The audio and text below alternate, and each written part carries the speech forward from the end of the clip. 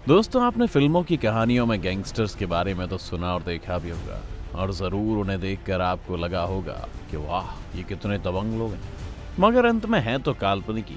मगर रुकिए, अब आपकी ये परेशानी भी हम दूरी कर देते हैं, क्योंकि आज हम आपको बताएंगे भारत के वो गैंगस्टर्स जो फिल्मों में दिखाए जाने वाले विलन से भी ज़्यादा दबंग थे, और जिनके जीने का तरीका कुछ ऐसा था कि अंग्रेज़ी सरकार भी इनसे हार मान गई थी।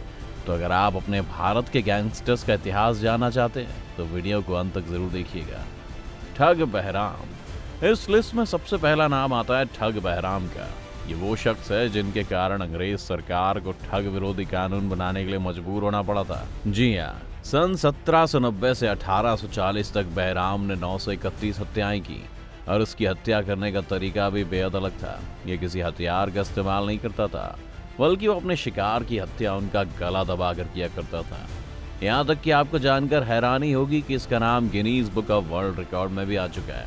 आपको बता दें कि Guinness book of world record के अनुसार सन 1790 से 1840 के बीच महाठग बहराम ने 931 सीरियल किलिंग्स की, जो कि एक वर्ल्ड रिकॉर्ड है। मगर जैसे हर बुराई का अंत होता है, बहराम भी 1840 में पुलिस के हाथों पकड़ा गया, और उस समय अंग्रेज सरकार ने सजाए मौत दी। और इसी शख्स की वजह से अंग्रेजों को पता चला कि भारतीयों की अगर सनक जाए तो उनसे बचना नामुमकिन हो जाता है। भूपत सिंह चौहान।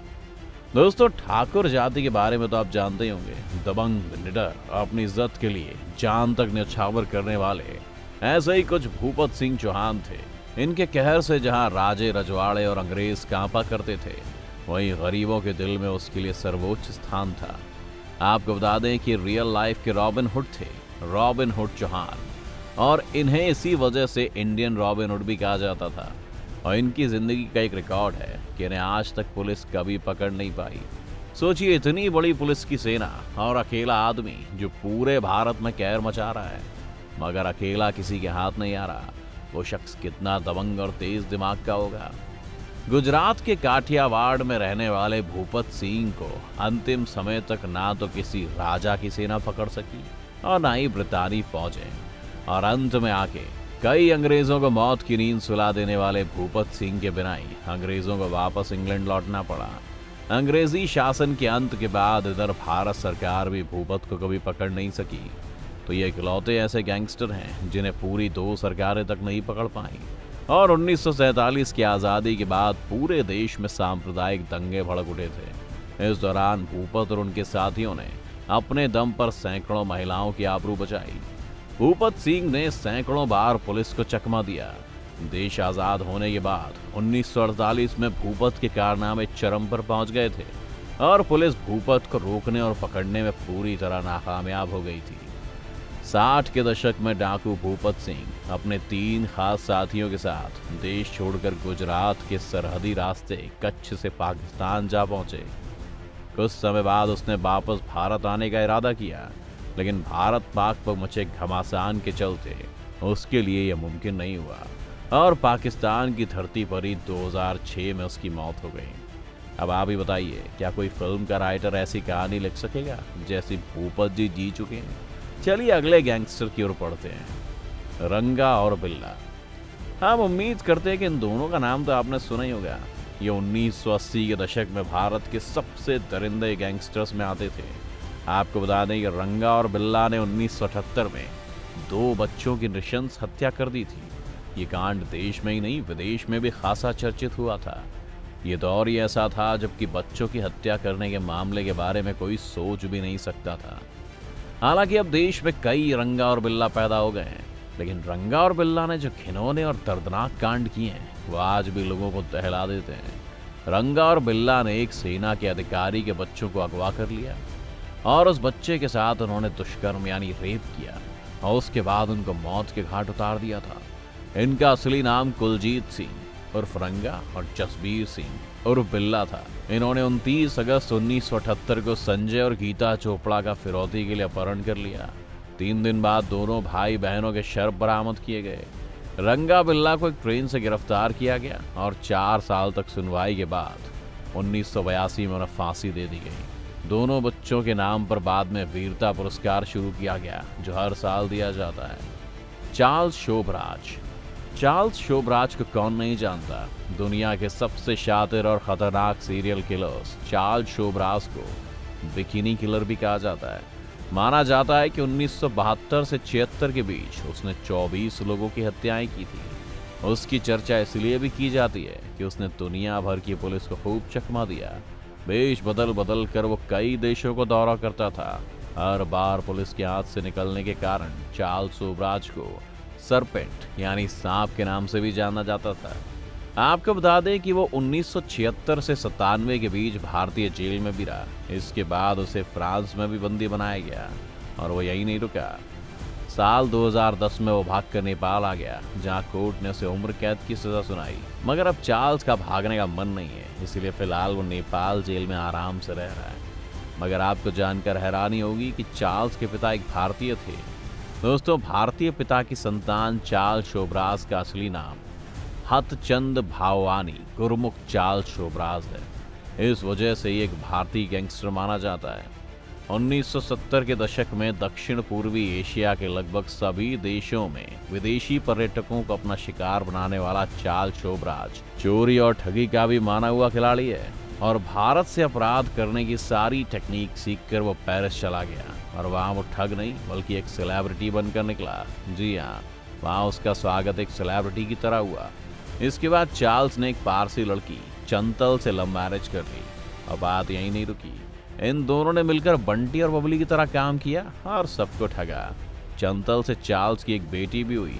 इसके बाद चार्ल्स को एक बार फिर से प्यार हुआ। इस बार लड़की का नाम मैरी एंड्री था, जिसके साथ मिलकर चार्ल्स ने कई महिलाओं को अपना शिकार बनाया और यहाँ से वो बिकिनी किलर के नाम से फेमस हो गया। इसके बाद उसने पूरी दुनिया में अपने कारनामे मशहूर किए, कई ठगी की, कई जेल्स को तोड़कर फरार हुआ और न जाने क्या क्या।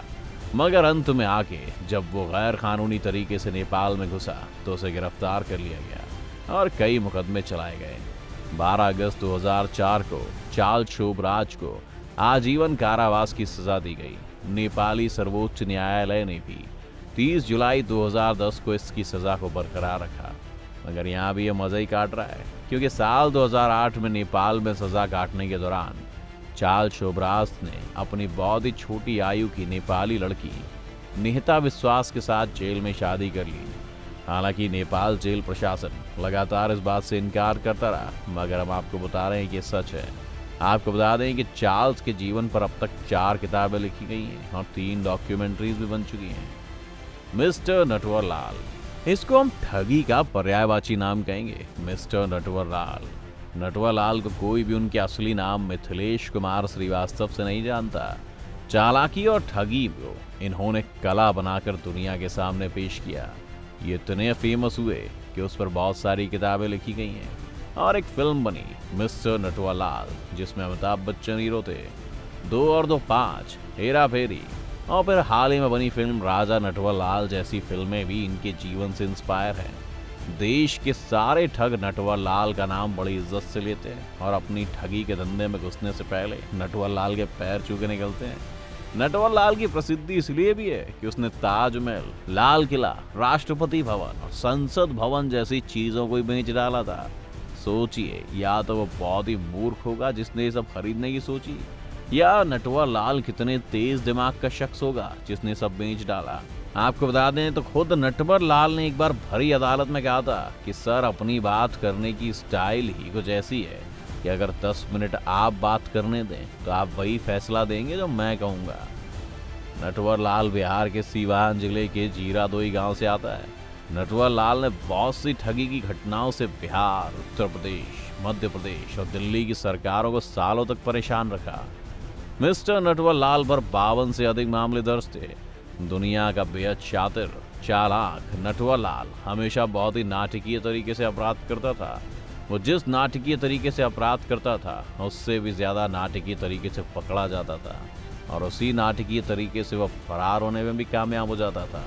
और ये तीनों घटनाएं इस तरह लाइन से होती थी कि लगता था उसने पहले ही इस सब की स्क्रिप्ट लिख रखी है। आपको इसकी जिंदगी का एक रोमांचक किस्सा सुनाते हैं। तब की जबकि नटवरलाल लगभग 75 साल का था, उसको दिल्ली की तिहाड़ जेल से कानपुर के एक मामले में पेशी के लिए उत्तर प्रदेश पुलिस के 2 जवान और एक हवलदार से लेने आए थे। पुरानी दिल्ली रेलवे स्टेशन से लखनऊ मेल में उन्हें बैठना था। स्टेशन पर खासी भीड़ थी, पहरेदार मौजूद थे और नटवर लाल बेंच पर बैठा हाँफ रहा था। उसने सिपाही से कहा कि बेटा, बाहर से दवाई की गोली ला दो। मेरे पास पैसा नहीं है, लेकिन जब रिश्तेदार मिलने आएंगे तो दे दूंगा। बेचारे सिपाही को क्या मालूम था कि परिवार और रिश्तेदार उसे लाइक नहीं करते थे। पत्नी की बहुत पहले ही मौत हो गई थी और उसकी कोई औलाद नहीं थी। सिपाही दवाई लेने गया। आखिर 2 पहरेदार मौजूद थे। इनमें से एक को नटवर लाल ने पानी के लिए भेज दिया। बचा अकेला एक हवलदार। तो उससे नटवर ने कहा कि भैया, तुम वर्दी में हो और मुझे जोर से पेशाब लगी है। तुम रस्सी पकड़े रहोगे तो मुझे अंदर जाने देंगे, क्योंकि मुझसे खड़ा नहीं हुआ जा रहा। उस भीड़ भाड़ में नटवर लाल ने कब हाथ से रस्सी निकाली, कब भीड़ में शामिल हुआ और कब गायब हो गया, ये किसी को नहीं पता। तीनों पुलिस वाले भौचक्के रह गए और इस तरह 75 साल का आदमी फिर से भाग गया। कहते हैं कि नटवर लाल 60वीं बार फरार हो गया। नटवर लाल को अपने किए पर कोई पछतावा नहीं था। वो अपने आप को रॉबिन हुड मानता था और कहता था कि मैं अमीरों से लूटकर गरीबों को देता हूँ। उसने कहा कि मैंने कभी हथियार का इस्तेमाल नहीं किया। इसके बाद नटवर लाल का नाम 2004 में तब सामने आया, जिसमें उसने अपनी वसीयतनुमा फाइल एक वकील को सौंपी। बलरामपुर के अस्पताल में भर्ती हुआ और इसके बाद वो एक दिन अस्पताल छोड़कर चला गया। डॉक्टरों का कहना था कि वो जिस हालत में था उसमें उसके 3 से 4 दिन से ज्यादा बचने की गुंजाइश नहीं थी। उसे ठगी के जिन मामलों में सजा हो चुकी थी, अगर वो पूरी काटता तो 117 साल की जेल थी और तो 30 मामलों में तो सजा हो ही नहीं पाई थी। तो दोस्तों, ये थे भारत के 5 वो गैंगस्टर्स जिन्होंने एक समय पर अपना वर्चस्व पूरे भारत क्या दुनिया में लहरा दिया था। आज भी इनका नाम मशहूर है। इसी के साथ हम चलते हैं। अगर आपको वीडियो में कुछ भी अच्छा लगा हो तो एक बार वीडियो को जरूर लाइक कर दीजिएगा।